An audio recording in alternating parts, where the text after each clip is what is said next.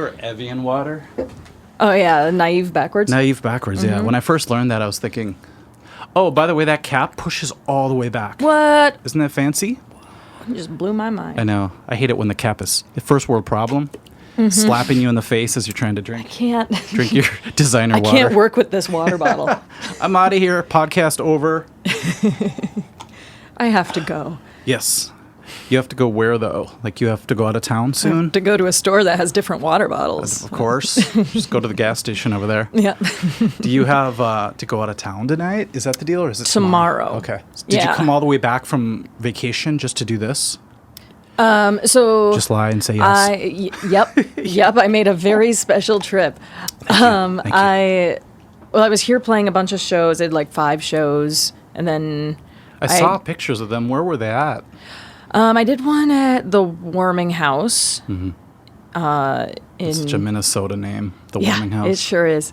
I like it. Yeah. And then had one at the 331. I had kind of like a surprise show come up in Owatonna. Okay. At the music space of Owatonna. It's just like a little record store. They just call you out of nowhere? Say, pretty much, by. Yeah. Mark, who runs the space, sent me a message on Facebook and said, hey, do you happen to have this day free? And I was like, well, shit, yeah, I do. So, is he looking at your tour dates and seeing you're in town? Yeah. He just looked at my tour schedule, and I did a show. He organized another show in Owatonna that I played like 12, 13 years ago. Oh, geez. Like a super long time ago. So the fact that he even remembers me was... You made an impact on him enough. How long have you been doing this now? Because I don't know. It's weird. We played gigs together. I don't know much about you. But I do know you sing crazy backups when we're playing with Mark, and you rock a Strat. You still play that guitar? I do. Nice. Yeah, There's a couple of great pictures of us for some reason. Whenever they take pictures of both of us, I end up using it in like a profile picture. Yeah, I know. They always turn out. I know. Those pictures always turn out awesome just because we're both pretty cool, good-looking people. I don't know what it is. That's just what happens. Now that I said that, the one you took just now probably turned out like shit, but we'll see. But yeah, that one that we did outside. Do you remember that gig? It was some big festival or something. I think it was Art-A-Whirl. Yeah. Was that the first? That was the first one I ever did with Malman. Didn't he have the horn section and all that stuff? It was a big deal. No, that was the Pizza Luce block party. That's what I'm thinking about. That's what it was. Where Mark had the Malman sign in front of him, and it was fun. Yeah, I had a big-ass mohawk. You did. For that show. Yeah, and I was wishing you would stand in front of me, but I think I played more leads, so I had to take the front spot or whatever. But you looked way cooler than me. I was wearing that leather jacket that I thought made me look cool, but I don't know. There's not much you could do with my... I don't know. It's all right. I think my mohawk was tall enough. They saw me just fine. So. Or it made it look like I had the mohawk because it stood up behind me somewhere. I was just standing right behind you. Yeah. Oh, the other one was a small stage, I remember. Was it the Ice House? Yeah. Where we were practically on top of each other the whole time. I don't know how our pedals didn't get intermixed together. Yeah. It was crazy. Yeah, we got a bunch of cool photos from that show, too. My husband was taking pictures of that show. I don't think I saw many of them. Maybe one. Oh, wait, I did. That's the one where I was really sweaty. Because wasn't it really hot that day or something? Or maybe I was just nervous. I think it was... I don't know. I think it was like a winter show, but I don't know. I'm sweaty during all of my shows because I think that's part of being a performer is you're just going to be sweaty. Very sweaty. And do you get the old flop sweat when the crowd just isn't into what you're doing? Oh, yeah. It's a little, totally. Not as bad as being a comedian, I'm sure, where you say something and wait for something and nobody laughs. That would make me sweat quite a bit. I try to avoid wearing sleeves very much when I'm playing shows because my armpits are going to sweat so much. Just the whole, what is it, like that pit stain all the way down the sides? It's either going to be out of nerves or adrenaline. But either way. Either way it's happening. Either way, yep. When do you get the most? Is it when you're with your full band that you feel the least nervous? Because I do when I have other people on stage. It's like misery loves company. If you're going to suffer, you want everyone else to suffer. I think or is it when you're solo and everyone's just looking at you? I think it's more when I'm solo. And honestly, I play so many solo shows now. It's not as stressful as it was for me at one point in time. I mean, I hope not because it's kind of my job at this point. But yeah, like 12 years ago, it would have been freaky. Is that when you started doing all this stuff? I did my first gig with my own music when I was 16, I guess. So that was a number of years ago. I guess that would have been old enough to really. Well, I guess you can be in a bar. You just have to have your dad there or something. Yeah, it was a sandwich shop. I played for a hoagie. Were you? So- Was it Potbelly? No. Okay. So I grew up in Northfield, Minnesota, and we had Isn't that where St. Olaf is? And Yes. what's the other big? Carlton. Carlton. That's where my Yeah. ex-fiance went. okay. Yeah, I Weird. think That's half pretty the fun. population of Minnesota went to either. Yeah, I remember there was a St. Olaf or Subway Carlton. there that I would always get whenever I took the trip down. So. Oh yeah, I had friends work at that Subway. Okay, it was Yeah. like a drive-through or something. I Yeah, think. totally. It was really good after a long trip to just hit a Subway. That was before I knew they used yoga mat stuff for their bread. Did you hear about that? No, The same they have chemical. yoga mat bread. Yep. I ordered it without yoga mat bread, but they didn't have it. What they do is it's the same stuff that makes yoga mats stretchy. They used in the bread to make it sort of stretchy. Oh, weird. And then when the internet got a hold of it, they totally changed their tune and stopped doing that. So They were like, we're going to stop putting yoga mats in our bread. yes, and some people were sad. No. But the weird thing is how effective just the internet is in exposing something, and everybody just suddenly makes changes, even these big companies. So if Subway was ever going to sponsor this podcast, I just blew it, I think. Yeah. Oh, well. Oh, So anyways, okay. Northfield. Sorry I cut you off. Oh no, just that. This is important. This was an important PSA. Yes. So it's okay. If you used to eat Subway, just know that. Yeah. Just know that you can start eating Subway again. Yep. Go back. Yeah. It's all in the clear now. Yep. Eat fresh. Yeah. No, the place I played at was a place called Hogan Brothers, Okay. and they just it was the place where me and my high school friends all hung out, Hogan ate a bunch Brothers, of ice huh? cream. Okay. Yeah. So they sold sandwiches and ice cream and all that stuff? Yeah. Okay. Yeah. Was it They- owned by Hulk Hogan? Probably. Cool. Probably. I never saw him there, That'd be awesome. but he's really busy. So He'd have Macho Man working too. You Yeah. know, selling Slim Jims or something. Yeah. That'd be awesome. yeah. And then all of a sudden one day, was there a stage or you just pull up a chair and start rocking? No, they had like a tiny stage in there, and I played. It was actually because I went to a charter school, so it was like a project-based learning charter school, and so I chose for school credit to rehearse nonstop for many hours to Really? play this show, and I got to count all those hours towards school. That's really smart that they would So- have something like that. Oh, it was awesome. So yeah. you're doing something you would do anyway or wanted to do. You're getting Right. better at something you love versus school forcing you to do something you don't want to do. Exactly. And then it counts for credit. Yeah. Whoa. Yeah, it was amazing. It was a total game changer for me Yeah. in high school. But yeah, I just practiced my ass off and then got this show at this sandwich shop and had a bunch of friends come out and their parents, because that's what shows are like in high school. Sure. And, Got to have your chaperone. yeah. This Yeah. Vonnie sounds like bad news. We better go with it. So, how many songs did you practice for? Like, how long was your set? I think I probably played like 12 songs, maybe. It was like a longer. That's a lot. Yeah, it was like 10 to 12 songs. Original songs?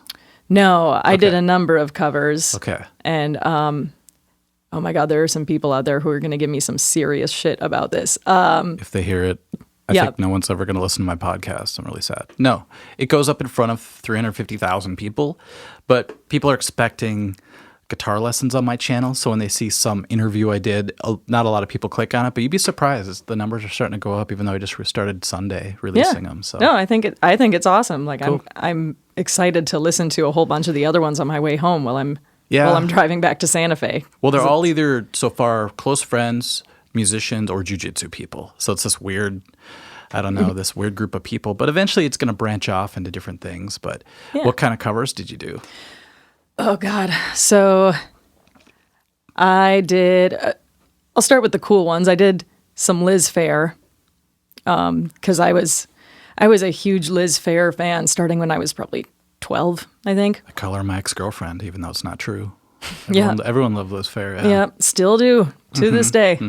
And then there was probably a number of Sarah McLachlan songs in there. Really? Yeah. From her early stuff or when she got super saturated? I think it was from, like I Will Remember You. Really? And like, yeah. Like Gilmore Girls soundtrack type stuff. Pretty much. In the background. It's, for some reason, that song was in a lot of TV shows that I watched. That Yeah. and Salisbury Hill by Peter Gabriel. Yeah, that song and I Don't Want to Wait by Paula Cole were pretty much the only things played on the radio at that point in time, I think. It's funny you said Paula Cole because she worked with Peter Gabriel. It was a perfect segue. Oh, no way. The way you said that. Yeah, she used to sing the female parts on Peter Gabriel's tour where she sang the Don't Give Up part. That was her. Oh, no way. And all of a sudden, here's this girl. What was it? The Edge at the time, 93.7 The Edge in Minnesota. Yeah, they started totally. playing Paula Cole, and we're like, "Who's this?" But this is back when I think Joan Osborne, and there was a lot of people that just came out of nowhere, and they had a big hit. So yeah, I Don't Want to Wait was played every 5 minutes, I think, on that station. Oh, yeah, it was just nonstop. Yeah. Like if you changed the station to get away from that song, it was probably going to be on the other station. It was too. there, just like the Goo Goo Dolls for a while. Remember, Name was on every channel, every station. And then what else is like that? Bare Naked Ladies. You could not get away from them. Dave Matthews. It was crazy. We lived on like 6 songs or something for a while. Yeah. I actually remember being in the car with my mom at one point when I was a kid. This must have been like middle school or something. And it was that Ricky Martin song, Livin' La Vida Loca. Oh, you know, his one big song, I guess. He had She Bangs, right? Oh, that's true. How could I forget? How could you forget about She Bangs? Yeah, no, that's I don't deserve to call myself a Ricky Martin fan. Yeah, nobody is. We don't deserve him. Although didn't he come out as gay and all of a sudden all his fans fell off? Is that what happened? I think so. Ah, bummer. Yeah, all these women with these dreams and all of a sudden he's with somebody else. I don't know. Oh. It's kind of like Boo when earns. What's that? I said Boo earns. Yeah, it's weird when that happens because you have to wonder how the artist decided when to finally tell everybody because it has to be strategic if you're that big, don't you think? I guess.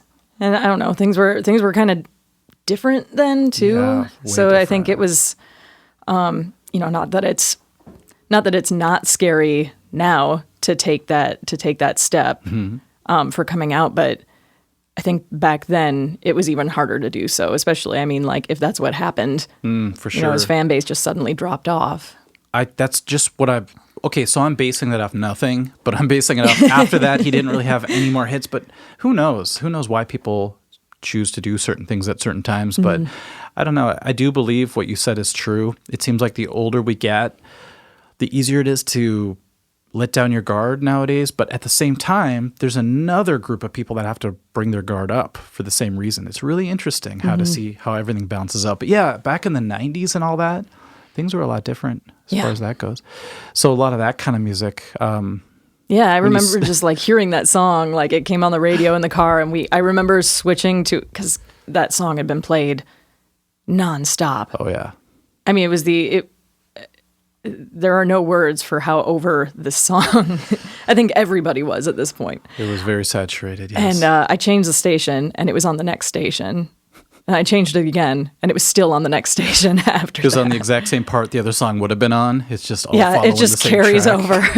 We're going to release it on every station at one time, so no matter what happens. It's actually just his ghost singing, Is it really? his alive ghost. Did he have a singing through the clone radio. made back then? Was he ahead of his time? Yeah, he had a clone just living in my radio. Livin' La Vida Loca. Yeah, living La Vida Loca in the radio. People used to believe that. There were little people in boxes playing music. Isn't that how radios work? I thought so. I Yeah. know that it involves a hamster too. I don't know how, but It's actually how podcasts work. We're actually coming at you we're in your whatever. from You're your phone. in your phone. We're in your phone. There was a time Help. when the people have believed it. Hey, I know what you looked up on Google, you sicko. But I know like there's people who believe so much in witchcraft and voodoo that would seem plausible at one point in time. Could you imagine seeing the first television and trying to break the glass to get Jackie Gleason out of the tube, out of that box? And Dad's just like, no. Yeah, I paid. Karen, what are you doing? I sold my car to buy that television. Because back then it was probably it was a piece of furniture back in the day. I don't know if you remember. TVs were. Oh, it was a table. Yeah, a table. You could have a picnic on it. Yeah.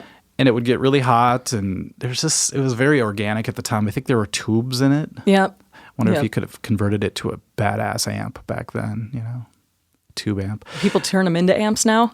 Like Do they? People like just use like the frames of old TVs and like kind of build. Do they really? I've seen it happen. You just put before, like a yeah. speaker where the television tube used to I've be? seen like the old school boxy TVs where people just like use that as a case for. That is so hipster.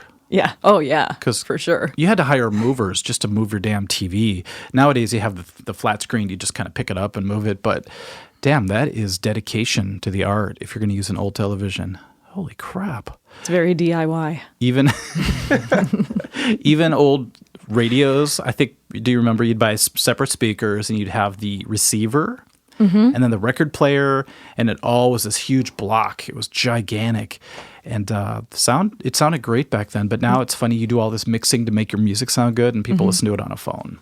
Yeah, it's kind of a bummer in a way, but I'm also guilty of I listen to so much shit on my phone. Mm-hmm, for sure. So all the time. Do you consider that when you mix your album at all? Do you have a iPhone sitting on the console and you mix with that? How does it sound? I guess like when I get mixes back, I try to listen to them on all the different, sure. As many different devices as I can. I mean, when I'm doing my home recording, I just assume nobody's going to listen to it. Oh. And then I just, I throw it on SoundCloud and I say, this is me. I listen to it. Do you? Yep. Oh, that's nice. Yeah, the one thing I'm guilty of, though, is if somebody sends me something and I don't know who they are, I'll listen to the first couple seconds of it. It sounds so bad. And I want to give them the view or whatever, and then I move on sometimes. But it has to, I don't know, it has to grab me. And sometimes that's not good because some of the deepest tracks from some artists it take like 10 times or something to really grow on you. So I feel bad doing that. Yeah. So it's kind of going to, I guess, add to songwriters wanting to write catchy stuff right away to grab people's ears. And that's sad because unless it's an artist I'm really just dedicated to, I won't go that deep with them. I feel bad. Oh, that's fair. There's only so much time and there seems to be so many artists out there. Oh, it's super hard to listen to all the things that maybe you're supposed to listen to. Like I'll have friends send me stuff that they want me to listen to and I'm like, yeah, totally, I'll do that tonight. And life's busy. Sometimes I don't get to listen to the stuff that I want to listen to because I'm just spacey and I have a lot of shit going on. So it's hard to keep up with stuff. There's always so much music coming up, locally and otherwise. Right. It's a lot to keep up with. It's kind of like when you ask somebody what they enjoy, who are your favorite bands, it's really hard to name any these days because I always say it's the buffet effect where you have so much to choose from that it's really hard to nail one certain thing that you really like. So it seems harder than ever to really pinpoint an artist. But back in the 90s, you had one CD and you would just consume it all. I don't know. Yeah. Do you have a handful of those CDs that you knew old school front to back? Oh, man. Yeah. God, what did I have? A lot of No Doubt. I was a huge No Doubt head. We just talked about them the other day, how it took them 10 years to get discovered. Yeah. Isn't that weird? You would look at Gwen Stefani and go, I'm passing. I don't think they're going to be anything. How did someone pass on them? I think maybe because they had a different singer. Oh, they before did? Gwen Stefani. Yeah. Really? And It was like a middle-aged man or something? No, it was like one of their homies in high school, or maybe they were in college. I didn't know that. Yeah, and he actually took his own life. And then the band briefly broke up. Okay. And then they started playing again. They had Gwen she started as a backup singer. Okay. In the band. And then she just took center stage. She took center stage, and they kind of slowly grew from there, and they released their first album, and it was kind of a flop, which I don't know if you've ever listened to their self-titled album, their first one. I believe I have, because I worked at a record store when their other album came out, Tragic Kingdom came out. Oh, yeah. Mm-hmm. I think I did. And somebody was saying, I have this bootleg of their first album. I think I heard it.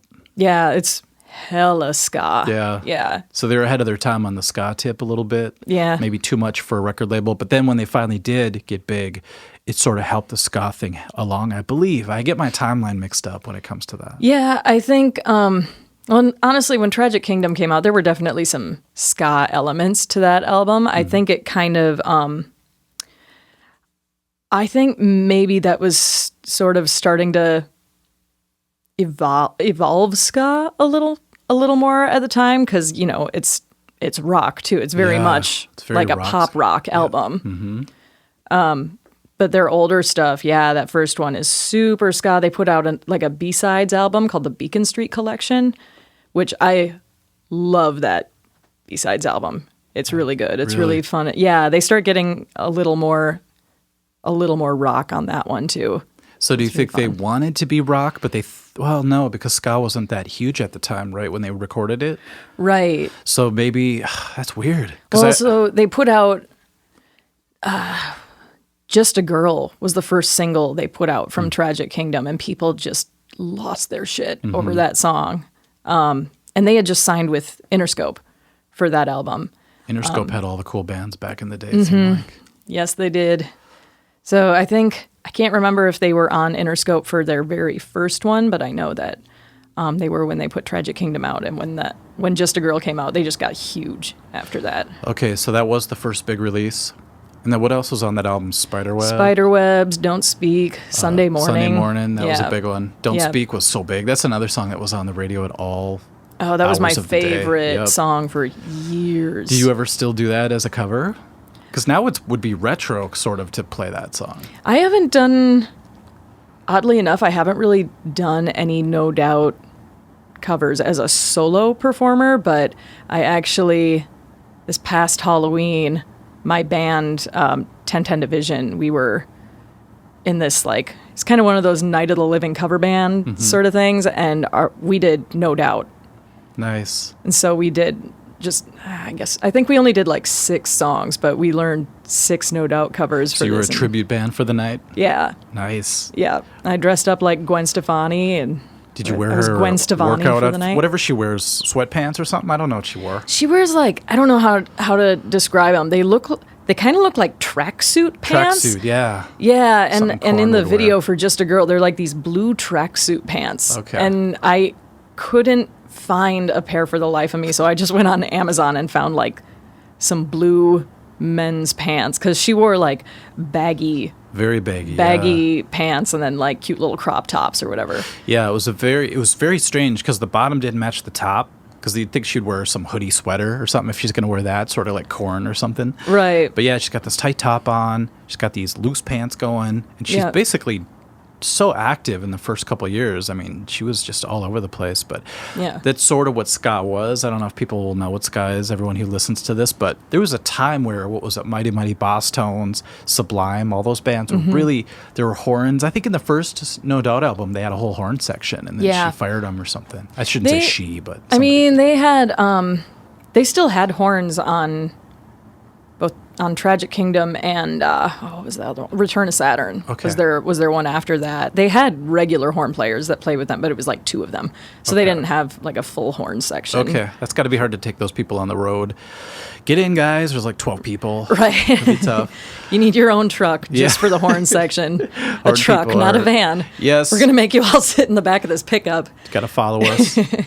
But yeah, I think that was a weird time, because I was thinking, where's music going? Because I was in the metal, and then I really liked the alternative thing for a while, but then it was going this thing where guys were wearing ties and hats, and I was thinking, do we all just fall for any trend that comes our way that suddenly... Do you remember when Nirvana broke? 91, I think it was. Were you alive?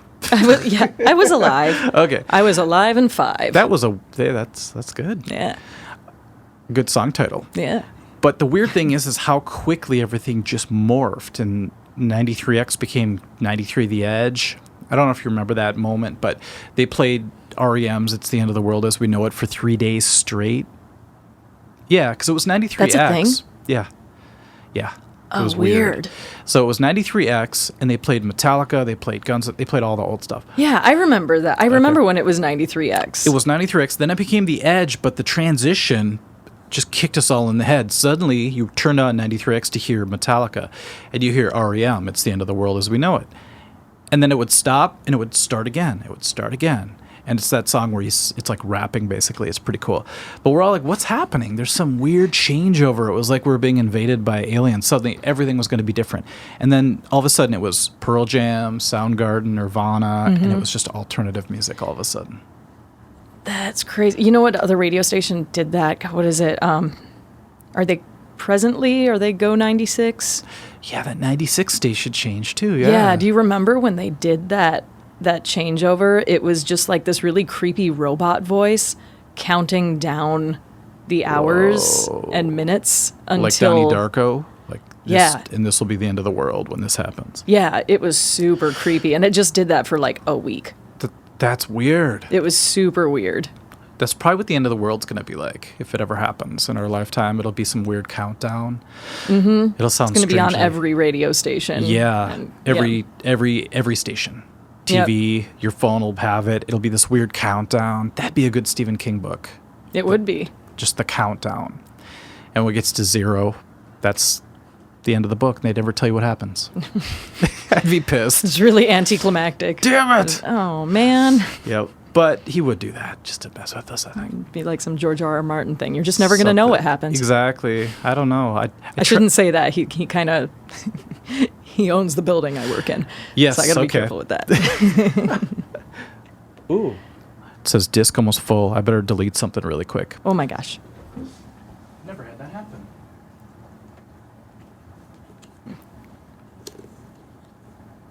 So you're leaving tomorrow? Yeah, I got to leave early in the morning so I can drive to Lincoln and play a show there. Whoa. Lincoln, Nebraska? Yeah. Whoa. I played Omaha on the way up here. I'm just doing Lincoln on the way back. Besides music, that's the obvious topic. And whenever I talk to people, we start there, but it always, I don't know. You probably get tired of talking about music. Do you? I mean, if I'm just talking about one area of music for like a lot of times I'll get tired of talking about my own music because Yeah, you know you've said it many times, I'm sure, and you play it all I the time. go to a family reunion and the classic question is how's the music going? Yeah. It's going. Are you Alanis Morissette yet? Yep. I definitely am. I don't even know if she's Alanis Morissette anymore. Do you know what she's been up to? She got into acting. Yeah, she did. Weeds. I know she was in that. Oh, she was in Weeds? Yeah. She was in Dogma, wasn't she? Yeah, that's Did she play right. God or something? Yeah, she was God. Okay. She plays a Which good is God. appropriate Yeah. because it's Alanis Morissette. Very much. You probably remember when that came out, right? Her That was, what year was that? Was that like 94? 95, I think. Okay. Because I worked at Sam Goody. Do you remember that place? Record store? Oh, yeah. Yeah. Oh, I for sure do. And every other person who came up to the register, back then people actually bought albums, was Jagged Little Pill. Yeah. So the first big hit, of course, was You Oughta Know. And the video came out, and everyone's like, who's this gritty, crazy girl dropping the F-bomb? It's a karaoke classic. Yeah, for sure. When you hear that little snare thing, you know what's happening, you know? That song was always so hard. I would always want to do that song for karaoke. Yeah. And then it would start, but like, it just starts immediately with her singing, and the only lead-in they give you is just like this one bass note, and it's really hard to pick that line out. Because it's not around even there. the root note on the bass note, as far as I know. No, it's not. So like the first like 30 seconds of that song, you're just kind of like frantically wavering your voice around, trying to figure out what the fuck you're doing. Just mumble rap it. That's all Yeah. you gotta do. I think it was Flea that played the bass on that track. Was it really? Yeah, it was an all-star band of some sort. It was the Foo Fighters drummer, I think, was the drummer. And Flea was the bass player, so it was this all-star group they threw together for her. Oh, it's awesome. I didn't realize she was already on TV shows. What was it? You Can't Do That on Television? She was sort of a... Did you know all this? No. Okay, there's a big backstory on her, but it's pretty cool just to see her go from that to this singer that was such a rebel, and then she sort of conformed, and her music got really commercialized out of. Because I think they couldn't even play the first song. They had to edit the F-bombs and the Go Down on You part and all that stuff. Oh, yeah. So You know who that song's about, right? Full House guy? Yeah, Dave Coulier. Yeah. Why couldn't it be the other guy, Stamos? John Stamos? That would have been super Hollywood. Maybe it's good. He it would was never do Coulier. that to Alanis. You don't think so? No, that man is a doctor. He is. Yeah, he's like a angel. He's kind of like Keanu Reeves, right? He can do no wrong. Yeah. I I like to tell myself that anyway. I was gonna say, anytime everyone starts to look up to somebody, they always seem to let everybody down. Eventually, Bill That's true. Cosby. I think that's why they say you should never meet your heroes. Definitely. Have you ever met a hero and said he's a jerk or she's a jerk? You know, no. I've met a hero, and actually, I'm managing my hero's show this Whoa. fall, which is crazy. But I've met her already, and I know she's a lovely person, so I'm not concerned about it. But Is it Ani DeFranco? oh God, no, that would be really I cool just pictured too. that. That was the first thing I heard. No, that's an excellent guess. That would be my guess for, I don't know, I think you're big on her. Yeah, for Everybody sure was For a am. while. She was kind of the counterpoint to Alanis at one point. Yeah, How that did makes that sense. happen? Because were there a war of words between them or something? Because they both sort of released big albums at that same time. Yeah, I don't know. I feel like they would have each had some sort of sense of appreciation for the other. You'd hope so. Yeah. Tour together maybe or something. Yeah. Do Lilith Fair. Yeah, That'd be awesome. I wish that was still around, or is it? I don't think it's still around. Damn it. I know. I wish it. it, and I deeply apologize if it is still around, and I'm supposed to know that. Certain things are still around. I just don't hear about things. yeah, Suddenly you hear, oh yeah, Lilith Fair happened last week, and there was 1 million people there. Yeah. Kind of like videos of students. They bring in these singers. I'm like, I never heard of them. You look and they have 20 billion followers. or Right. something. Oh yeah, it happens all the time. I outside of playing music, I manage a venue in New Mexico, and I'll manage these shows for people where I haven't. I'll look into their music and I love it and I think it's awesome, and it'll be the first time I've heard of them. It's like, oh, they've got like 20 million plays on Spotify. Wow. And it's just, I mean, it's cool because it gets me into new music. Right. And, my music library has expanded immensely since getting that job. I bet. Did you just start doing it on your own, or did someone ask you to start doing that? Managing it was a job. I kind of just told them I was interested in it, and eventually I kind of worked my way into it. But I work at this place called Meow Wolf in Santa Fe, and it's have you seen anything about that at all? No, but I was going to mention my sister lives right by Albuquerque, so I visited her once, and Rio Rancho. Oh, I remember seeing something about that, and Yeah. I was like, the hell, man. Yeah, Rio Rancho area. And the first day she took me climbing mountains because I'm into MMA and stuff, and a lot of MMA fighters work out there. I thought that was kind of cool. Yeah. Do you ever climb mountains and all that? I should, but no. It's a good I workout, don't. but I you always know. have to look for snakes, I heard. 'Cause they can just jump yeah. out at any time. Santa Fe, they're not too bad. Okay. I mean, we get some bull snakes up there, but they're not going to hurt you. But the rattlesnakes are more like in Albuquerque. Listening and for stuff. those rattles as you're jogging. Yeah. It makes you have good footwork, though, if you have to shimmy out of the way. Mm-hmm. So I didn't know you had that going on. Oh, the venue thing? Yeah. Yeah. So Meow Wolf is this 22,000 square foot interactive art installation. It's like a DIY art exhibit. Whoa. Used to be a bowling alley. And it was, Meow Wolf is this collective that started out being, I think, like 10, 15 people. And it expanded. They wanted to create this huge like a permanent installation in Santa Fe. And they got George R.R. Martin to buy the building. So you weren't lying. That's actually true. Yeah. When you said that, I was sort of thinking, where's the tie here? Okay. You're like, cool, Vonnie. Yeah. We don't lie on this podcast. That's we all don't tell do. lies. It's all lies. You're not even Vonnie. Yeah. You're my assistant. Okay. Yep. So he actually bought it as an investment or just to give back to the arts? It's an investment for sure, but It always is. it always is. But yeah, no. Now it's probably the biggest tourist attraction in the state. Whoa. But there is a venue inside the space. It's super cool. Like the whole exhibit. I mean, it's like this interactive thing where you're like in a house. It looks like a normal house, and then you realize that you can go into like portals to other dimensions. It's like this whole crazy thing.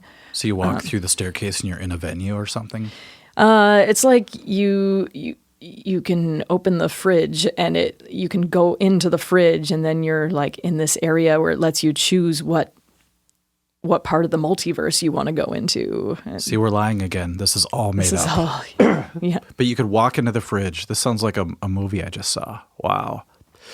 So what do you mean multiverse? Is it a visual thing, or are you actually in a different type of room all of a sudden? Oh man, I just realized I don't know how to define multiverse. Yeah, I always think of it as different universes that it's parallel universes. Yeah, it could seem the same, but something's off just a little bit each time. Right. Yeah, just watch an episode of Rick and Morty, you'll get it. Is it still on? I heard it got canceled, then it brought back. I think they're bringing it back. I feel like they're just taking their time with the new. I have a theory that it's not my theory, but somewhere between the year 2001 and 2012, something happened. You know how they were experimenting on creating black holes in some laboratories? I don't know if you know about that. No. It's better to not know about certain things they're working on because you'd be like, oh, I can't sleep at night. Right. I feel like somebody threw off the time continuum and we skipped a verse somewhere, a multiverse. So maybe we're in the next one. They call it some people call it the Mandela Effect, if you've heard of that, where you thought it was Berenstain Bears, but it's Berenstain Bears now. And everybody remembers it as Berenstain Bears. I don't know if you remember that. Oh, I sure do. And it's weird. You start to have weird false memories, and everyone's like, that's not true. And you look it up on Google, and you can't find what you thought it was. It's crazy. Oh, yeah. I have had that happen. Really? Oh, yeah. Like you thought a band played a certain song, but it was actually somebody else or something. Yeah. Or it's like, oh, no, I just made up this totally random fact. I guess I dreamt it. And I've been telling everybody on stage. Yep. I've been telling everyone this crazy story that never happened. You ever do that where you dream something and you thought it happened? Because, when you wake up and your nervous system still thinks you jumped off the Grand Canyon for some reason or something. Yeah, totally. And the whole day you just have this bad feeling and you can't shake it. That's why I tried to start meditating after I woke up, which seems funny because you just slept for 8 hours, let's say. But sometimes doing that gets you back on track after a crazy night of dreaming. I don't know. But you ever start telling people things and go, wait a minute, that was a dream. Yeah. Or I've had conversations with people where I've said, yeah, because you told me this one time. And they're like, no, I definitely didn't. I'm like, well, sure you did. Mark, you said we had a gig at First Avenue tonight. I'm here. Nobody's here. What's going on? You told me it was my birthday. You said every day is my birthday and I should be special all the time. That freaks me out because as well as I do, missing a gig is kind of like those nightmares you have as a kid or even now of going to junior high and forgetting your locker number or combination or you're naked or something. Yeah, or you don't show up to math or it's the math dream where you miss a whole year of math and then you show up on the last day of school. Oh my God. And you have to take the test. Yep. And it's all Algebra 2. Yep. Oh my God. It is Algebra 2. It always is. That's so weird you said that. That's exactly what math class it is in my dream. It has to be. Yeah. Because, I was just talking about this with somebody, that school really seems like it was a prison experience, even though I've never been to prison. But you have to go to this place. You have to be with all these different kinds of people. And in a sense, it's good socially because it teaches you how to deal with stuff. But if you still have nightmares about things, there's got to be some trauma involved in it, don't you think? Yeah, or at least there was just a lot of stress surrounding it. I still have dreams that, because I did a lot of theater. When I was in high school. Person. Yeah, I'm a theater person, and I still have dreams that I'm in a play and I didn't memorize any of my lines and it's opening night and I'm going onto the stage. The spotlight hits you. Yeah. You start reciting some Shakespeare you thought you knew or something. Yeah. I'm just making it up as I go. That's terrifying. But what if you could tell yourself if that really happened in real life, you would just make fun of it and have fun with it? Because now I think you have enough stage experience to where if you mess up or you break a string, you just laugh it off now maybe. Whereas before you would have cried or felt bad. That actually happened at the 331 the other night. Yeah. What happened? I didn't break a string, but my guitarist, my friend Cole, we were both playing guitar for this show. Yeah. He and I had been doing a bunch of duo shows while I've been in town. Is it acoustic electric and you play one? Just 2 acoustics. Cool. Yeah.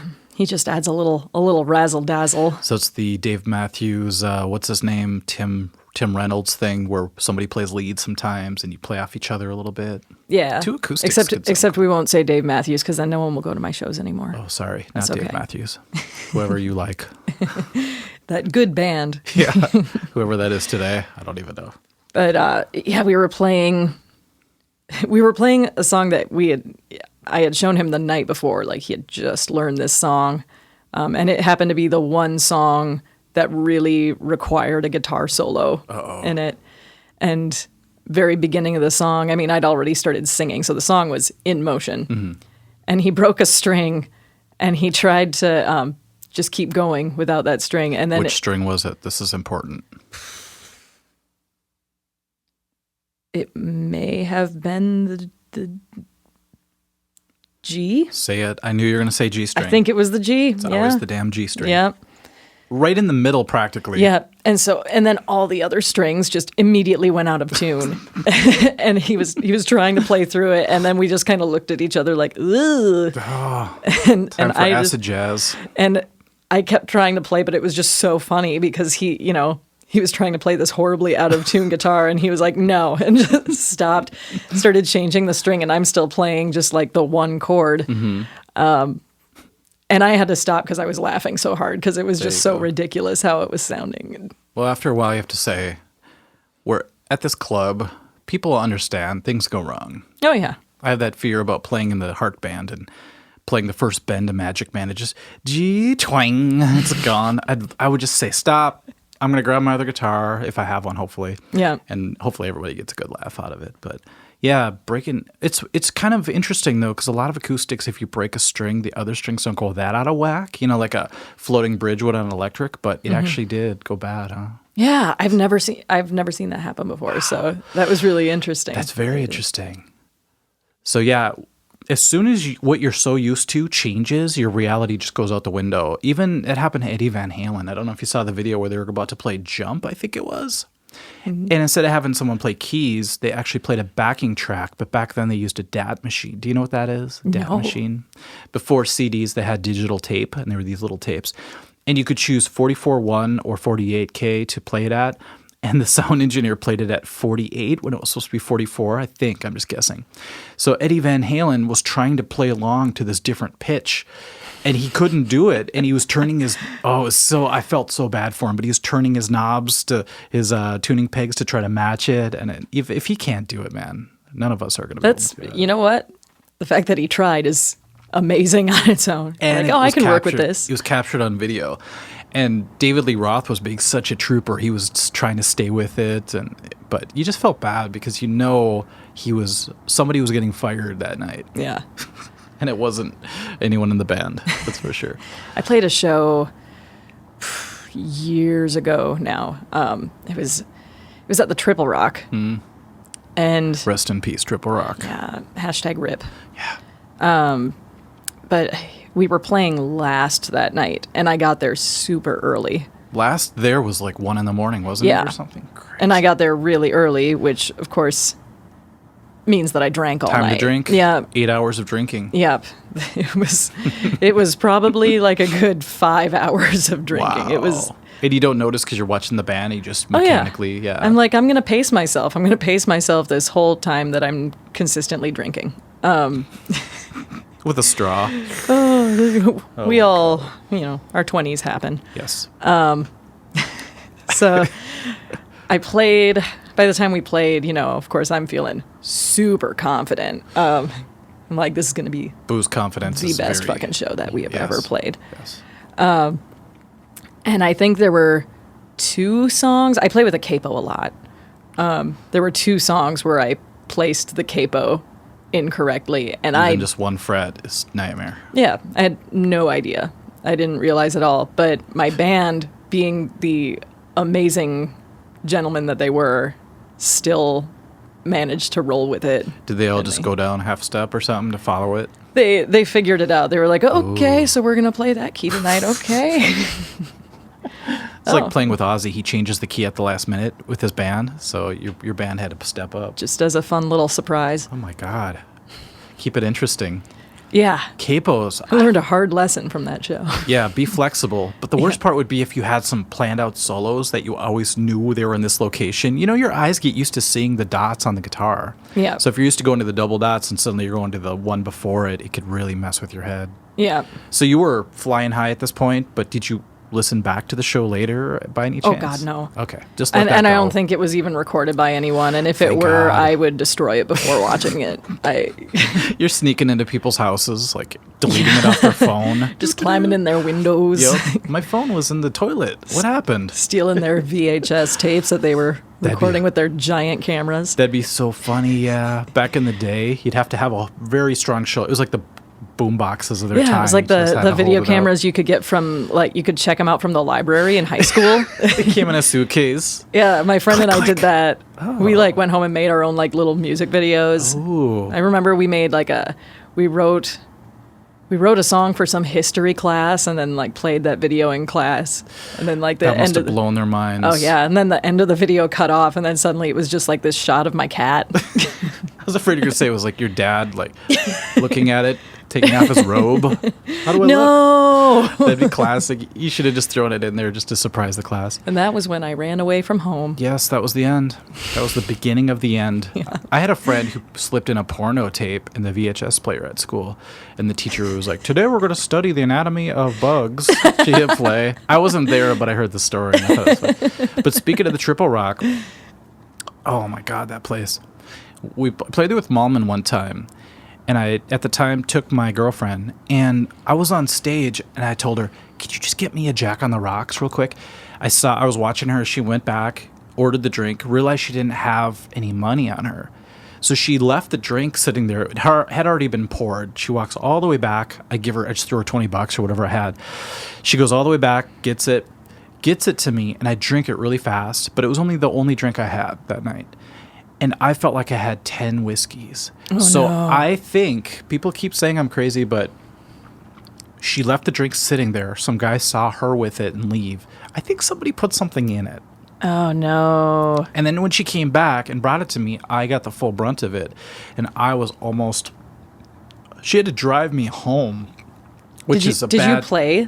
I still played the show. You still yeah. played the show. Yeah, there's probably... Well, I think I got through the show, but it really kicked in. We were towards the end of the set, thank God. Is there a VHS tape of that somewhere? No, just a Betamax of Yeah. it sitting out there. But luckily, there's no Betamax player, so nobody could see it. Yeah, So, you're safe then. Yeah, and I told my friend Jeremy, and he said, I don't think anyone spiked your drink. I think you got triple rocked." Yeah. That was funny because I guess they made really strong drinks. Oh, there. they really did. Well, and they had 2-for-1 Tuesdays. Whoa.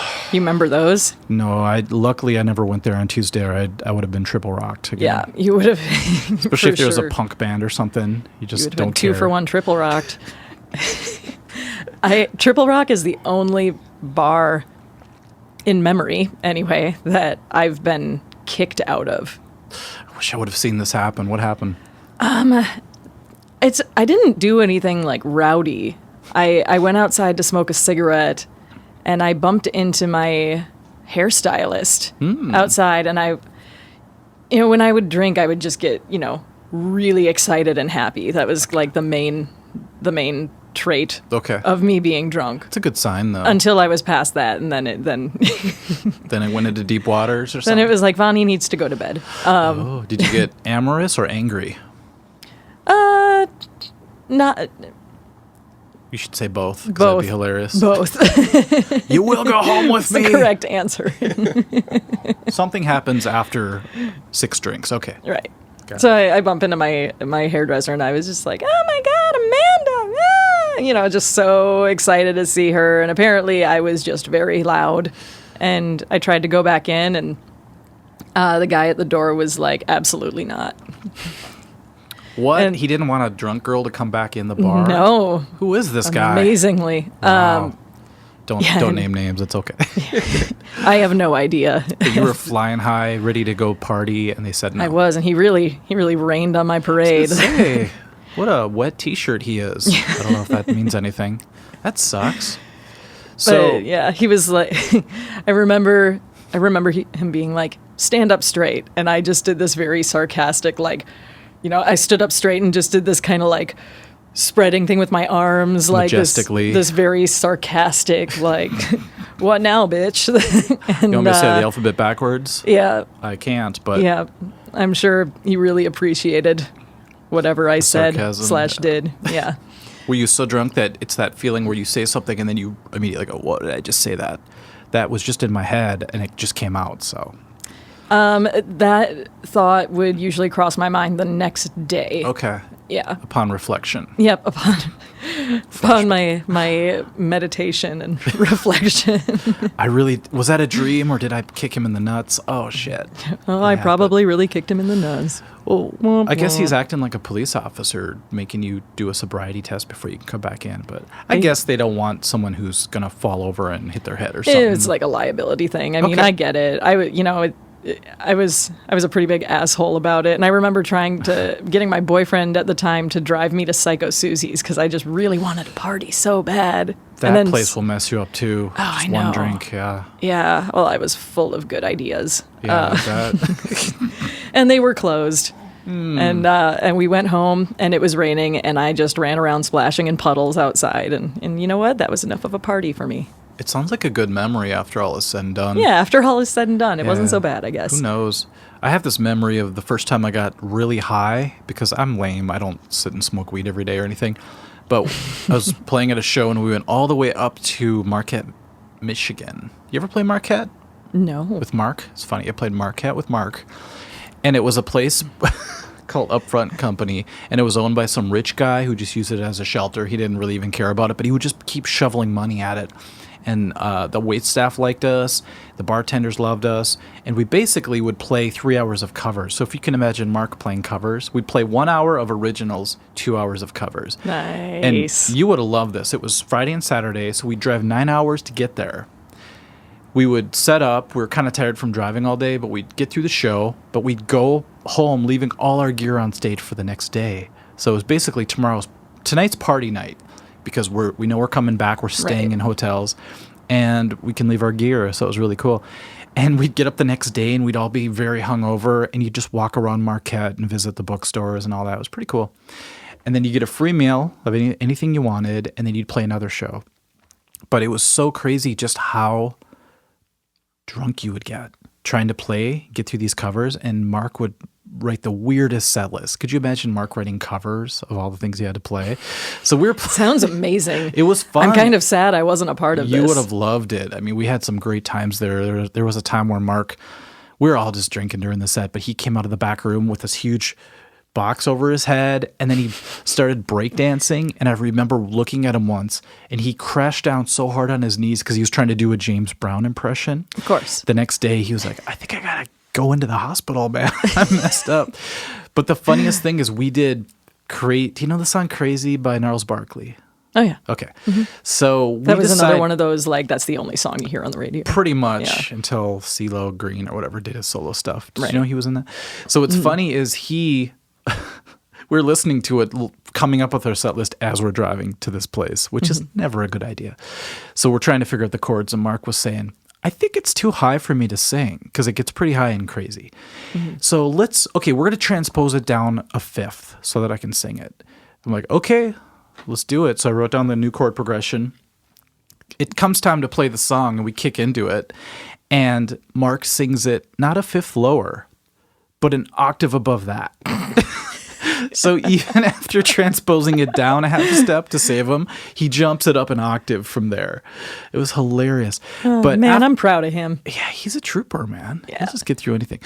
But then we went to this after party the Friday night, and there were all these jocks sitting in this apartment or this house, and they all had their shirts off for some reason. They were playing PlayStation. So I have this weird memory of it. And this guy whips out this prescription bottle, which is never a good sign, full of weed. And my friend Matt was with me. Thank God. He was saying, okay, you never really smoked before. I want to be your babysitter tonight. I'll watch over you. I'm like, thanks, man. Oh, that's nice. Cool guy. We got in a country band later together. But I just tried it, and I was like, okay. And suddenly it hit me. It was the craziest feeling. And all I knew was I started feeling claustrophobic. I was sitting in this little room, smoke everywhere, guys without shirts on playing Madden. And I said, Matt, I got to get out of this room, dude. He's like, okay, I understand. Let's go. It's all good. And we walked outside, and it was hailstorming, I remember. And the hail was hitting me in the head really hard. But I felt so good from what I just took and getting out of that room that I put my arms up kind of like Shawshank Redemption. You ever see that movie where he's finally free? Classic. And I yelled, this is the best night of my life, or something like that. I feel so great. And he'd laugh because he knew I was just gone. And then we eventually went back and found Mark and Sean at this party, the drummer. You know Sean Hoffman? He's a cool dude. And I remember Mark talking next to me, and his voice was 3 octaves lower because of how screwed up I was. So he was like, you like that's what you were hearing. that's what I was perceiving. It was like, sounds awesome. and I look up, and this guy did the worst thing you could ever do to somebody who's high. He points right at me and goes, "Dude, you're wasted." And I was like, "No, I'm not. I gotta get out of this place." So I guess when I get super high, the one time I really did, 2 times, I guess, second time, I got to get out of like scary situations. Yeah, you don't want to, like, if you're not used to it, you don't want to be around a bunch of people. That's like the worst way. You just feel too anxious or something, or yeah, because it's like, you know, you have that feeling of like, oh God, everybody knows. yeah, like it's the paranoia sort of. Yeah, I gotta say though, if the Shawshank Redemption had ended with Andy Dufresne raising his arms up into hail, that'd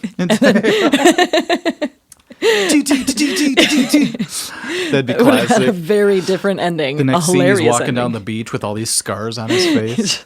He's just got bruises all over. Yep. Fucking hail, man. What the hell? It's kind of like V for Vendetta. A lot of the movies, when you're finally liberated, have that same arms in the air with rain hitting you in the face. I guess that's a good way of symbolizing freedom finally or something. But I wasn't going to ask you about your weird drug experiences, but that was a very profound thing just to feel that and the depths of it. And people say after you feel that first time, you're always chasing it afterwards, but you never quite get there the same. And I wonder if it's like when you quit coffee and you have another one, suddenly it's this huge deal, but then you get used to it and your tolerance builds up. So I don't know. I mean, I do remember the first time I ever smoked weed, and I was in college, and it was just such a giggle fest. And I think that's how it is for a bunch of people, unless they're like, oh God, this is the worst thing that ever happened to me. Luckily, that was not my experience. Good, because you can't stop it. You have to just wait, right? Yeah.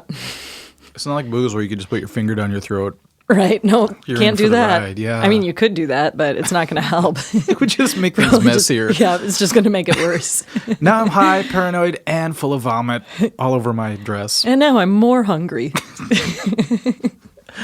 I never got hungry. Isn't that weird? I don't know. Really? You didn't get munchies? No, I think it's because we had that huge meal before we played the show. But yeah, so you had a good experience. You're giggling. Yeah. Everything And seems fun. I think like for probably the first year of my getting acquainted with cannabis, it was mostly just a constant giggle fest. Like I was just laughing all the time. That's good. And it was great. Yeah. It was great until it was like, oh no, I'm just gonna chill. This is how I chill now.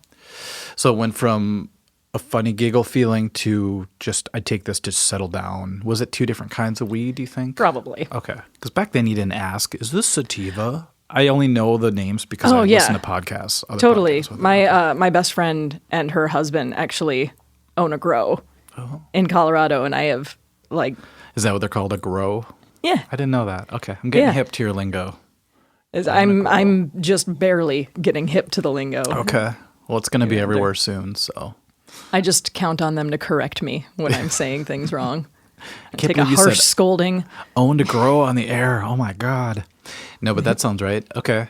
And they're on the forefront of this huge movement that's about to happen. Yeah. Huh? Okay. Yeah, it's pretty rad. I'm a little jealous. I wanted to jump on Bitcoin, but now I think I should jump on this somehow. Can I invest I in mean, your don't friends? give up on Bitcoin. Yeah, one day it'll look terrible. The next day it's up here. And Yeah. I remember if you had 1 Bitcoin, it was worth like $12,000 or something crazy like that. But they say there's people out there scamming other people with Chuck E. Cheese coins, saying this is a Bitcoin. So if you're listening, don't fall for that. There's no mouse on the Bitcoin coin. I don't think there's really a coin, is there? It's all digital. I just realized that my future is really dim now because I got all these Chuck E. Cheese shit. coins. No, not dim at all. You can go play video games all day if you want. You can jump in the ball pit. I do miss Chuck E. Cheese. So Chuck E. Cheese, and what was the other one? Circus was big at a certain point. yeah, I lived in Burnsville when I was a kid. Oh, and rich we lived, girl. Yeah. Not really. not at all. But we kind of lived in the like the sketchy like outskirts. There was like a bunch of was it Section 8 housing? There was like in Burnsville, huh? Yeah. Okay. Yeah, but we lived really close to a circus. And I used to walk there every once in a while and try to get like enough tickets to get like a what do you call it? The slap-on wristband. Okay, I thought you were going to say a lollipop ring, but yeah, those are cool yeah, too. a ring pop. For sure. Yeah, those things are dope. Sucking on your ring all day. That's got to look weird. But yeah, those, whatever those are, those Whip It bracelets. Yeah, the slap-on wristbands, those things were awesome. There's something satisfying about the feeling of that. I think it's sort of, I don't know what it is, but it just fits you perfectly. Mm-hmm. I wish I could put my clothes on like that. Whip my pants on. Although with these weird bell bottoms, because I'm playing a hard show tonight. Or just like shoes, like you can just like step on your shoes and they just like snap to your feet. That's totally Back to the Future 2, I think, where he steps in those things and they go and they close up around his feet, and then and then you live in them forever. Yeah. Well, I was thinking how crazy Back to the Future was when I was a kid, how epic that seemed, and now we're living in those times. So I think that's really strange. The whole video screen coming down like the Jetsons is real now. It's up. I never use FaceTime. Do you? I just used FaceTime last night. God, I hate FaceTime. I think it's because I'm self-conscious. But it took me a while to get used to it, but my husband and I have to use FaceTime a lot because, you know, we each travel a lot, like individually. Okay. And that's kind of, you know, when we first started dating, that's how it was all the time because he works in film. Okay. And cool. He worked in New Mexico a lot like he does now, but I was still living in Minnesota, so. Is he filming the next Breaking Bad movie? He did not work. They're done filming it. He did not work on that one. But that's a real thing? I thought it was a rumor. Oh, no, that's a real thing. Crap. Yeah, it's going straight to Netflix. No way. Are they using any of the original actors? I know it's going to have Aaron Paul. Okay, I figured. I know that. I can't picture. And I'm pretty sure none of this is like confidential. I'm pretty sure I actually read all of this, so I'm not giving anything important. No, I mean, it's not spoilers, just like, oh, are people supposed to know this yet? But I think it's fine. You got some Don't worry about inside information on Breaking Bad. Well, I was so addicted to that show. I remember ordering it and then having to wait a week to see what's going to happen next. I think I did the last 3 episodes that way. But dude, I just rewatched that entire show. Did you? Like a few months ago. I have new respect for you. It's so good. Like, it's still good. I thought maybe I'd get bored watching it a second time, but no, it's still good. And you see new things because you kind of know what's going to happen now. So you see other things inside, and what they say sort of hints at certain things. Right. That you know. Right. But I love the idea. Everyone I try to talk into watching Breaking Bad, I feel bad because I get so into it. It's like trying to tell someone to watch Star Wars for the first time. You're like, you just have to do it. But the idea of somebody with nothing to lose, I love that premise. I have nothing to lose. I'm going to die. Spoilers, by the way. I have nothing to leave my family because I conformed and I sold out and I took less than I could have been. That was a huge lesson, I think, in that movie or in that show. I called it a movie because he knows he should have been up here with these people. And he even goes to a party where he visits their huge mansion and all that. Yeah. But he's down here because his pride or whatever it was, you know. Right. And also it's like, hey, I'm a huge asshole, so I'm not trying to make friends. Yeah, that's true. So he truly has nothing to lose. That's true freedom. And nobody feels that, it seems like, because they have to answer to somebody. So whether it's your boss or your wife or your husband or somebody, you always have to answer to somebody. But when death is imminent, you're like, I have nothing to lose. Yep. Hey, fuck you. Yeah, no fucks given. Yeah, like when he told his boss. That was a great scene in the car wash. What was his name? Eyebrows guy? Yeah, I don't remember. Eyebrows guy is correct. And he loses it, yeah.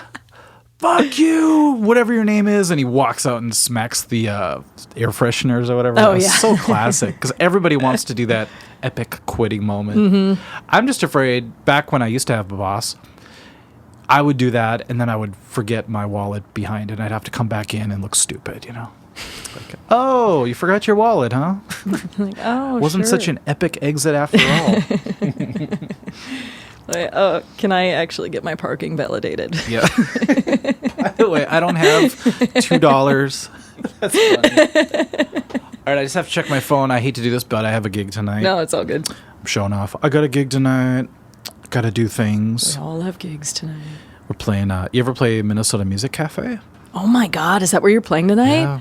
I have played there before. When I was going to McNally, I did a recital there. You went to McNally?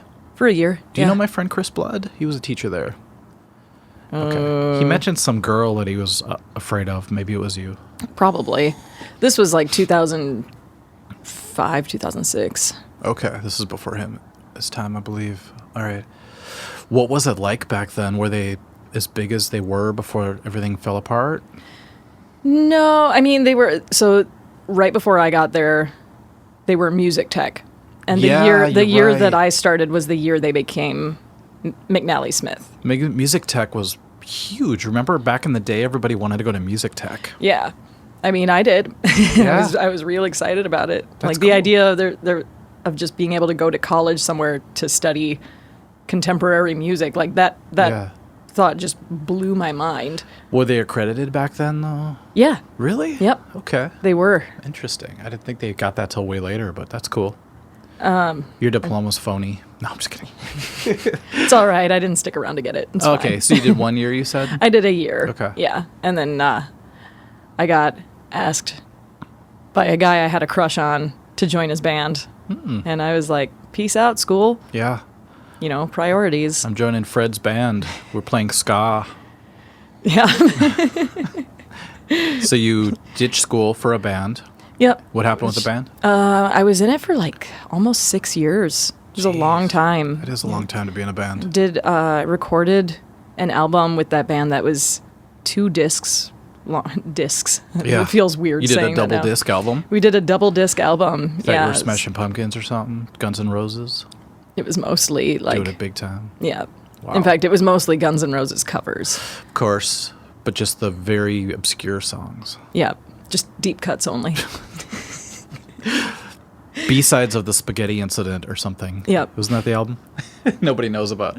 Weird. No one really knows. You're like, I'm quitting college for a Guns N' Roses cover band? What the? It's the American dream. Did you get to be Slash? Yeah. Then it's worth it. I mean, like, I look like a Slash. If you wore a top hat and didn't give any fucks, I think you'd be Slash. Yeah. Although I feel like you don't give any fucks, but Yeah, just give me the top hat, man. yeah. And you can do the rest. Yeah. Although I could never do that solo in Sweet Child of Mine when the wah kicks in. So I finally figured it out and I did a video for it. So if you ever Yeah? need it, let me know. Nice. Got the hookups for you. Hell yeah. So double disc at a time where nobody did that locally. Right. I don't know anybody who did a double disc. Yeah, it was, and I mean, the other guy in the band wrote all the songs. It was an awesome album. I actually hadn't listened to it in quite a long time. What was the band Until- called, if you don't mind? Skittish. That's a good name. Yeah, it was a cool name. But yeah, I listened to it like, I don't know, probably a couple of months ago Isn't that for the weird? first time in When you a have some really long distance, time. yeah. And it's crazy because it had been so long and there were so many songs on this album. It's like, wow, I remember this song, but I don't remember recording on it. Here's my voice. Isn't that weird? There Yeah. was a time where you were so in tune with it, and now it's like somebody else is doing it. It's so bizarre. Yeah, that's a Yeah, weird that was a feeling. really, it felt like some sort of out of body experience like a kind of double listening life. to it. Yeah. Wow, that's crazy. Like, I hate to say like. I kept saying like on my first podcast. Every time I'm about to, I stop myself. If you had to do a reunion show, you'd have to study and learn from the old you that played the songs just to get back to where you had to be. Isn't that weird? You have to learn from yourself. Yeah. Wow. Yeah. I'd have to listen to all these tracks. How old were you at the time? I joined the band when I was 19. So, and then I was in the band until I was probably 24, 25. Okay. Those are the dangerous years where when you're playing, you'll do things you wouldn't do today because they're so crazy. I don't know if you noticed that. But when you're younger, you'll take chances more. I don't know if that was the same for you. But for me, I listened to an old recording. And you would think giving it some time and distance would make it better just for nostalgic purposes. But the album I played on sucked. But I was thinking, I was playing that? Weird. I would never do that today because it wasn't theoretically right and all that. Not that I follow that now, but it was like more dangerous back in the day. Because Right. you didn't know as much, maybe. Yeah. So are you guys going to re-release it, or was it just you found it in a box somewhere, so you listened to it? I pulled it up on Spotify. Oh, it's online. It's on Spotify, yeah. So I was for the you know. world to hear now. Yeah. But yeah, I left the band whenever that was. It was probably 2011 or so. Okay. Was it on good terms? Eh, Breakup? yeah. See, I hate to say C, but the singer of my heart band and the drummer are a couple. So I'm just waiting for the ball to drop. I shouldn't say this, but Yeah. You knew the band was done if you guys were done? I mean, honestly, a huge part of it was just that I needed my own creative outlet. And I wasn't really getting that from playing on these songs. Okay. The music was amazing, and I have a lot of respect for, my former bandmate as a songwriter. Mm-hmm. But I needed to be able to create my own art. You felt the urgency inside as you're playing other people's music. You're like, I need to do it myself. Yeah. Okay. And, this particular band was enough of a commitment. It didn't really allow for me to do that. So, and I was writing. It's not like I wasn't writing. Sure. But I needed an outlet in which to actually be able to perform these songs I was writing. Sometimes as an artist, you feel trapped if you don't get it out there, almost a stifling feeling, like you're being bogged down. And then you finally get it out and you realize that feeling, it's almost cathartic. You got it out and you're actually performing it. Yeah. Keeps you alive and keeps you from going crazy a little bit, I think. Yeah. Oh, God, it was like desperately needed. So I got a band together, like my own band, just went by Vonnie Kyle. And amazingly, I have no idea how I pulled this off, but our first gig, and my first gig as like a solo performer with a band, was at the Triple Rock on a Friday night. Whoa. Prime time. Which, Kermit was doing the booking there at the time. Kermit's the man. Is he still booking around town? I think he's at Mystic Lake. Really? Was the last I heard, Give me his number. They're probably looking for tribute bands. Oh, yeah. Oh, for sure. Although Mystic Lake they have a couple venues, but one's huge. Who did I see there? Some country crooner, some icon, and I can't think of his name. Oh, Merle Haggard was there. Oh, crazy. Nice. Chris Christopherson opened, but he had laryngitis. So it's funny because his voice is already so rugged, and then he has laryngitis, and he sounded like it was so crazy. But then they have the little crappy stage for cover bands and stuff, and I wonder where we'd land. But that's cool. Kermit's still around. Yeah. Good. That's the last I heard, anyway. Okay. And so he booked you at Triple Rock. How'd it go? Was that the night you couldn't get back in? No. It was not a 2-for-1 Tuesday. Could you imagine your guitar player soloing, so you go outside for a second, you can't get back in? Can't get back into the venue. They're like, no, ma'am. Someone get me a wireless mic. And you always played guitar and sang, or was it just vocals at the time? No, I always played guitar. Not very well, but... I was going to ask you, when you don't have your guitar on you, let's say the No Doubt thing, was it weird? Yeah. Although, so this is interesting. If I'm playing my own songs without a guitar, that feels really weird. I bet. With the No Doubt songs, I grew up watching Gwen Stefani. And so when we did this No Doubt cover show, I was basically just imitating Gwen Stefani in every way I possibly could. Wow. So I'm kind of excited here. There's a lot of just like just bouncing around. Yeah.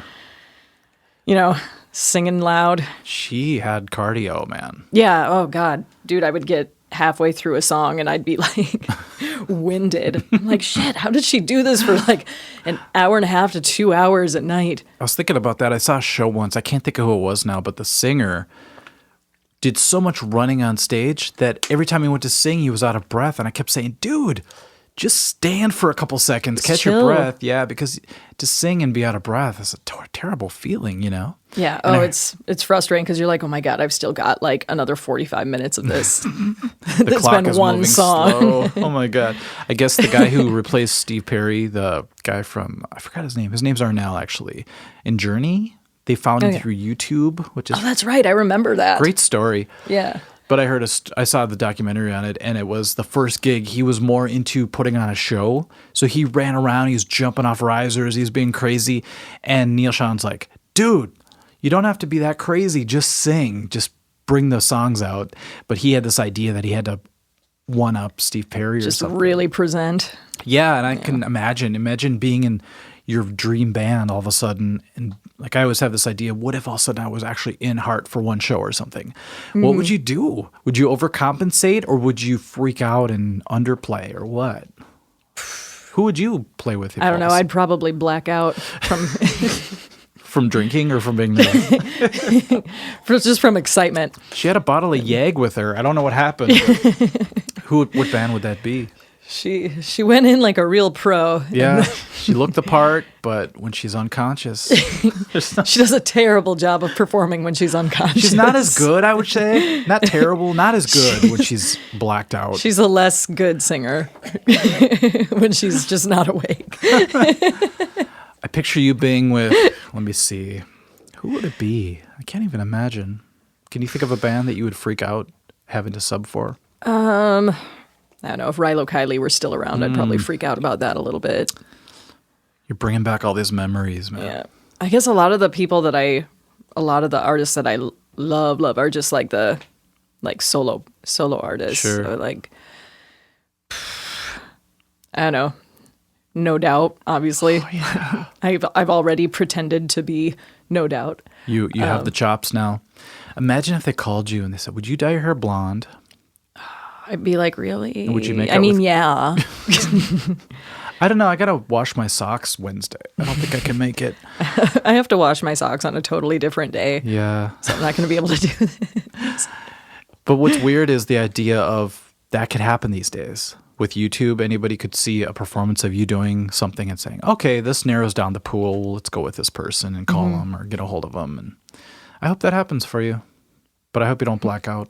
I also hope that I don't black out and Yeah. just get my nerves up really high and then just You'd have to wear, didn't she wear a Garth Brooks microphone type thing on her face? Just like a after while? headset. Yeah, a headset. I have one there if you want one.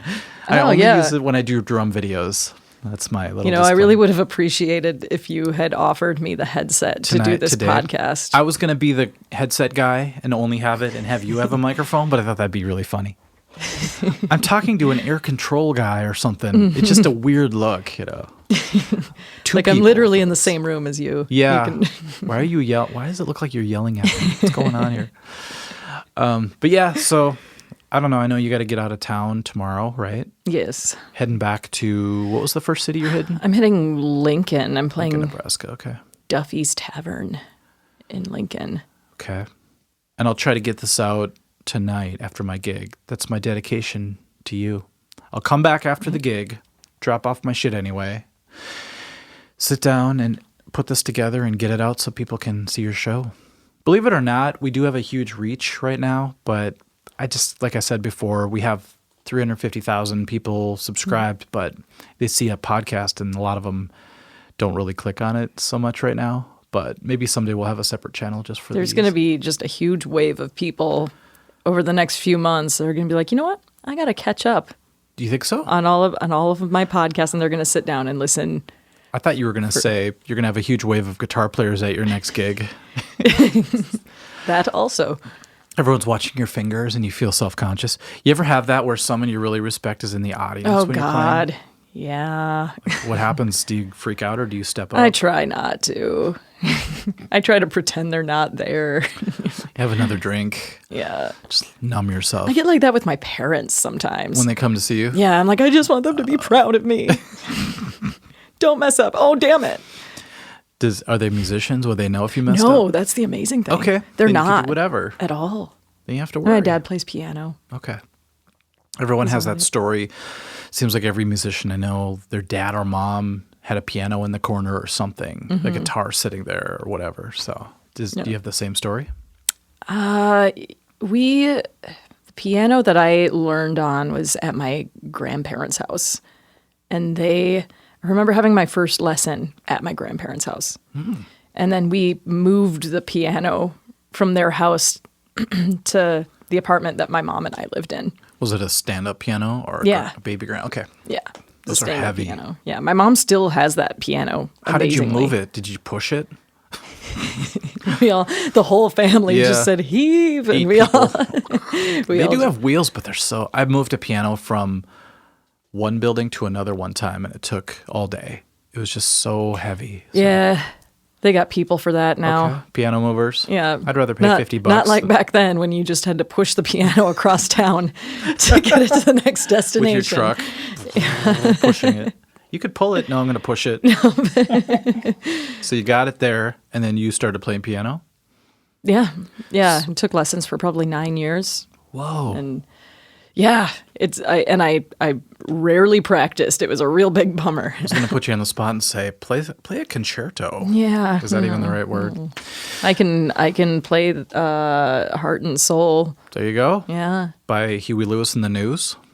Did you know he wrote a song called Heart and Soul? I did not know that. One time I bought a piano, and it was a piano that taught you how to play, so it lit up the keys. It was really cool. Oh, I've seen those. Yeah, the first song was Heart and Soul, and you expect do do do do do do, the Big, if you ever saw the movie Big.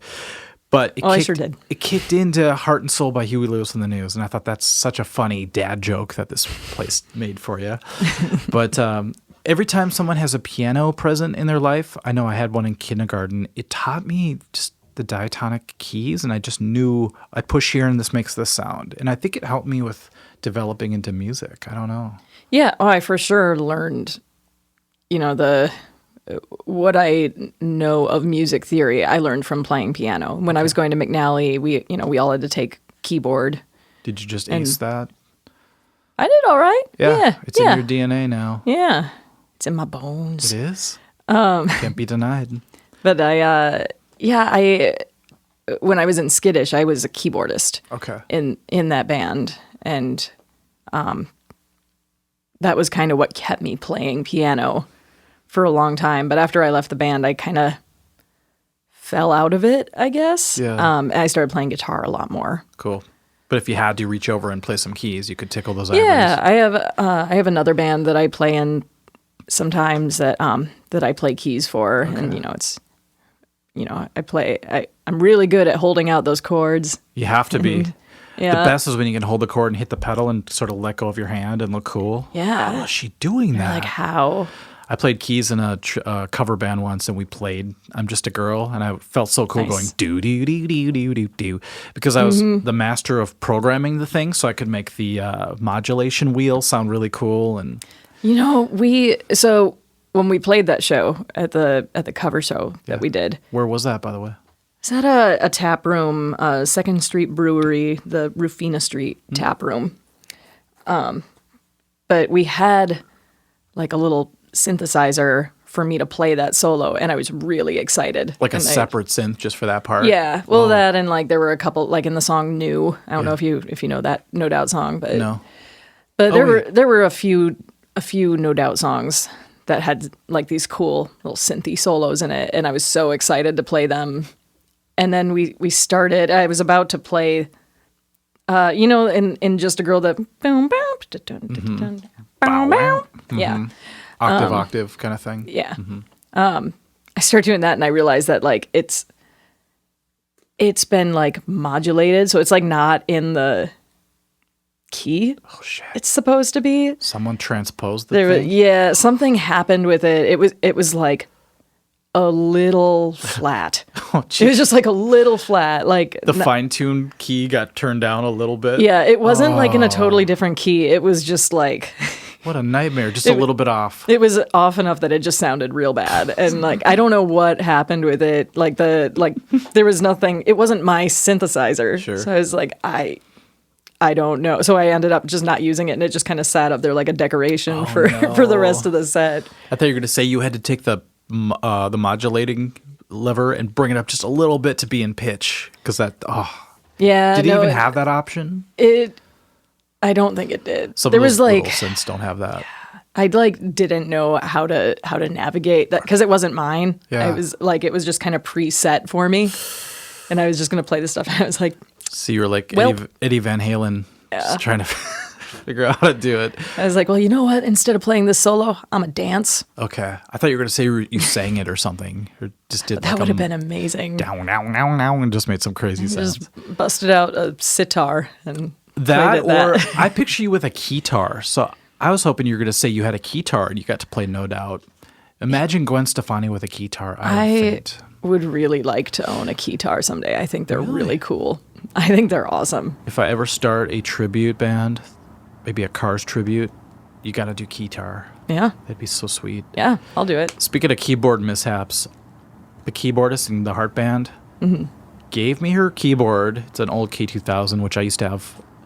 And all her patches are different volumes. So I thought, I'll just borrow your keyboard and I'll make all the patches 0. Make them all the same. So you don't have to turn up and down and piss the sound guy off all day. Right. And she trusted me enough, so I brought it in last night. She has about 17 patches we have to fix. And I'm turning it up and I'm realizing, because I'm saving things in different patch numbers and all that stuff, tonight might be very interesting. Because it's the first time she's getting her keyboard back. And she's so, you know how you get used to your patches, just like your pedals as a guitar player? Right. And I'm so worried she's going to go to a new patch for a song like Alone, which everyone knows the intro from Heart. And it's going to be some weird organ sound or something like that. So wish me luck if you don't mind. Oh, best of luck. Thanks. It's going to be fine. We've had worse things happen. I think if you just laugh it off, it'll be okay. But we're following a Kiss tribute band, which should be interesting. Oh, that's going to be baller. We were supposed to go early, but we were supposed to play with Hairball tonight. Do you know Hairball? Huge tribute band. And it was at this arena thing, and we're supposed to be rock stars and play that show and then go in and play this tribute fest thing. But the Hairball thing, we got looked over. I think somebody else got booked for it or something like that. So we have to go after the headliner, which is a little bit scary. I don't know. Do you ever? It's going to be awesome. Well, how do you follow Fire and Blood and? People are going to be all amped up from the band before you, so they're going to be just like ready to fucking dance. I hope so. Because once you see someone spit fire, it's really hard to follow that. They're going to get the energy up for you. I hope so. That'd be great. Hopefully everybody's liquored up a little bit. I'm pretty sure Maybe that's a few people likely okay. to be the case. Some people will be triple rocked by then, and Yep. we'll sound like heroes. What day is it? Is it Tuesday? It's not Tuesday. It's Saturday. Damn it.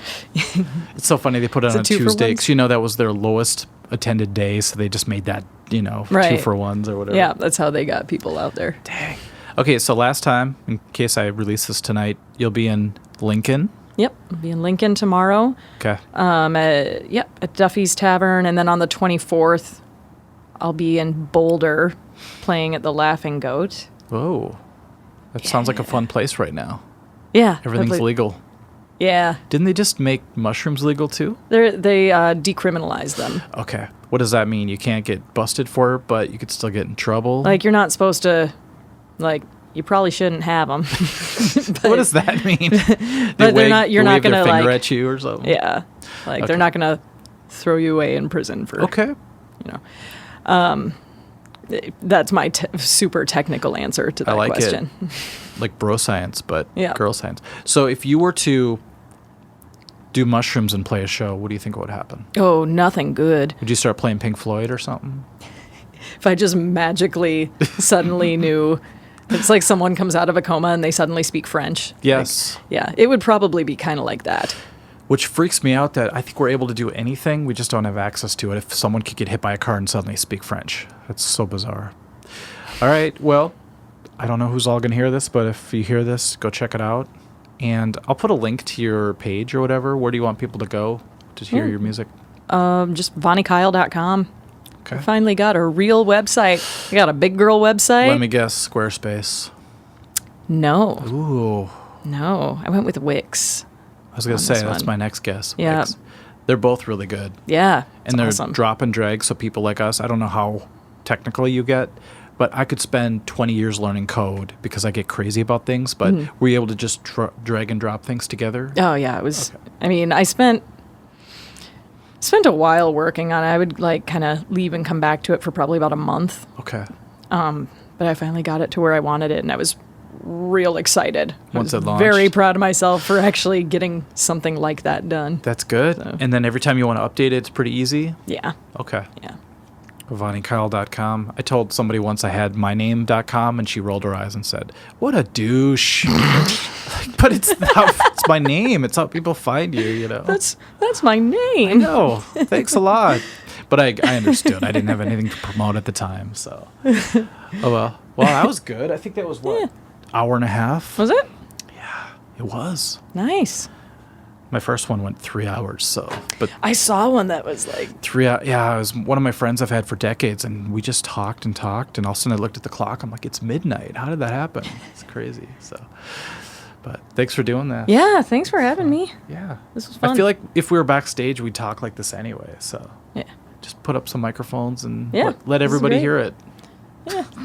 I checked out the one from the other night with your dad. Oh, Mike Nastics? Yeah, yeah, that was say great. hi to you?